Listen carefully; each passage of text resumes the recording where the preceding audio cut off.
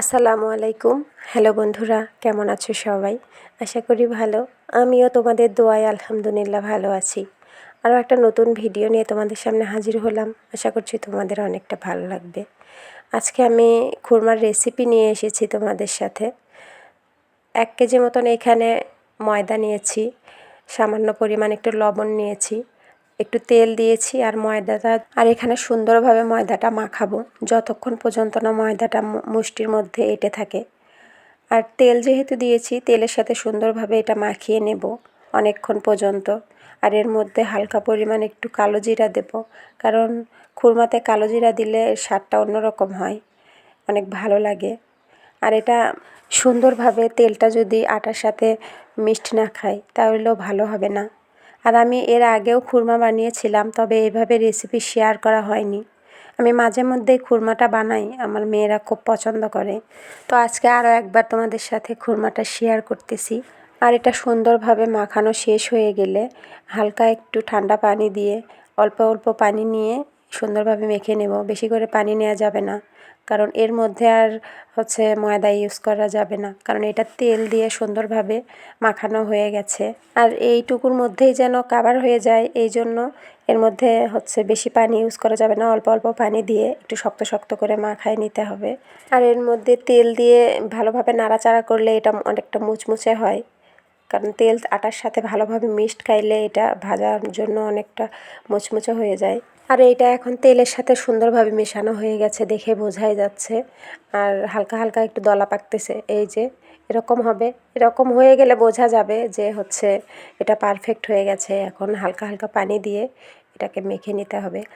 যেহেতু বিকেলবেলা শুরু করেছিলাম, সন্ধ্যা হয়ে গেলে লাইটিংয়ের অনেকটা প্রবলেম, এই জন্য তাড়াতাড়ি করতেছিলাম।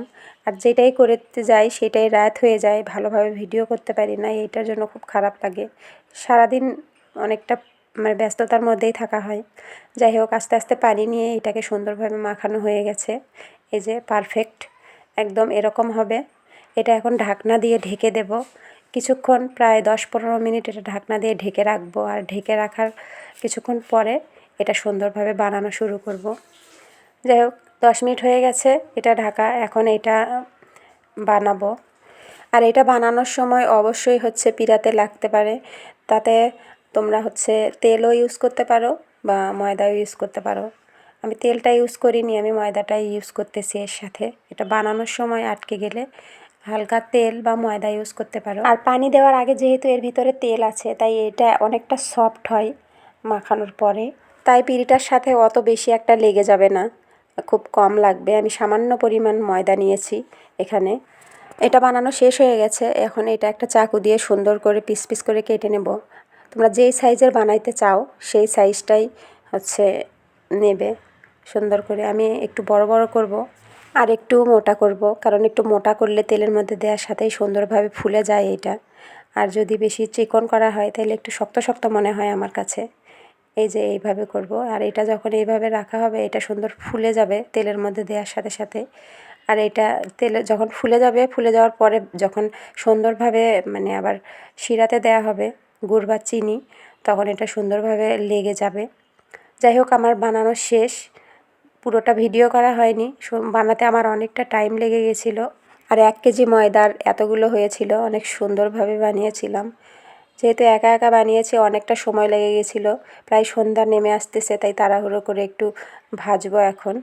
আর ভাজতে ভাজতে অনেকটা দেরি হয়ে গেছিলো, ভিডিও করতেও অন্ধকার অন্ধকার মনে হচ্ছিলো। যাই হোক, তোমরা একটু কষ্ট করে দেখে নাও। কড়াইয়ে তেল দিয়ে দিয়েছি, এখানে মনে হচ্ছে অল্প পরিমাণ তেল, কিন্তু না, অনেকটা তেল ছিল। আর এটা ভাজতে অনেকটা তেল লেগে যায়, কারণ বেশি তেল না হলে এতগুলো ভাজা যাবে না। প্রায় 1/2 কেজির বেশি তেল লেগে গেছিলো এগুলো ভাজতে। আর আমি এগুলো দিয়ে দিচ্ছি, যেহেতু একসঙ্গে দিচ্ছি কিছুই হবে না, কারণ এটা যখন সুন্দরভাবে ফুলে উঠে যাবে তখন এগুলো সব এখন যেমন দলা পাকছে সেগুলো আর থাকবে না, ছেড়ে ছেড়ে যাবে। এই যে সুন্দর হয়েছে, একটু ব্রাউন ব্রাউন করে ভেজে নেব। সুন্দর ভাজা হয়ে গেছে। সবগুলো ভাজা শেষ হয়ে গেলে আমি এগুলো চিনি আর গুড় মিক্সড করে শিরা করব। শুধু চিনি শিরা করলে সাদা হয়, আর তার মধ্যে যদি হালকা একটু গুড় দিয়ে শিরা করা হয় তাহলে সুন্দর গুড়ের মতো হয়, গুড়ের খুরমার মতো হয়, আর খাইতেও মজা লাগে অনেকটা। আমার সবগুলো প্রায় ভাজা শেষে। এখন আমি শিরা বানাবো। আর তোমরা যারা এতক্ষণ আমার সাথে আছো সবাইকে অসংখ্য ধন্যবাদ, অনেক অনেক ভালোবাসা। যারা যারা ভিডিওটা দেখছো প্লিজ একটা করে লাইক করে দাও, কমেন্টস করো। আমার চ্যানেলে যারা যারা নতুন তারা চ্যানেলটা সাবস্ক্রাইব করে পাশে থাকা বেল বাটনটি অন করে দাও, যাতে আমি ভিডিও ছাড়ার সাথে সাথে তোমরা পেয়ে যাও। তো অন্ধকারের মধ্যে বোঝা যাচ্ছিল না গুড় আর চিনি মিক্সড করে শিরায় যে সুন্দর হয়েছে, পারফেক্ট একদম। তো আরেকটু জাল করে আমি এর মধ্যে দিয়ে দেব খুরমাটা। আর যেহেতু আমি হাত দিয়ে ধরে ভিডিও করেছি তাই খুরমার সাথে শিরাগুলো মাখার সময় ভিডিওটা করা হয়নি, কারণ এক হাত দিয়ে আমাকে কড়াই ধরতে হয়েছিল। তো অনেক সুন্দরভাবে মিক্সড করা হয়ে গেছে আর এটা একদম পারফেক্ট খুরমা। আর এখানে কালারটা খুব ভালো বোঝা যাচ্ছে না, কিন্তু একদম সুন্দর খয়েরি খয়েরি কালার হয়েছিল আর অনেকটা মুচমুচে হয়েছিল খেতে। তোমরা একবার বাড়িতে ট্রাই করে দেখবে, অনেকটা ভালো লাগবে। আর এটা খেতেও অনেকটা মজাদার, অনেকটা সুস্বাদু। এই যে দেখো, আমি একটা ভেঙে দেখাইলাম, একদম সুন্দর মুচমুচে। আজকের রেসিপিটা যদি তোমাদের ভালো লেগে থাকে প্লিজ সবাই লাইক করবে, কমেন্টস করবে। আর রেসিপিটা অনেক সহজ, বাড়িতে একবার হলেও ট্রাই করে দেখো তোমরা সবাই, খুব ভালো লাগবে। তো তোমরা সবাই ভালো থাকো, সুস্থ থাকো, আমার জন্য দোয়া করো। তোমাদের সবার ভালো থাকা, সুস্থ থাকা কামনা করে আজকের ভিডিওটা আমি এখানেই শেষ করছি। আল্লাহ হাফেজ।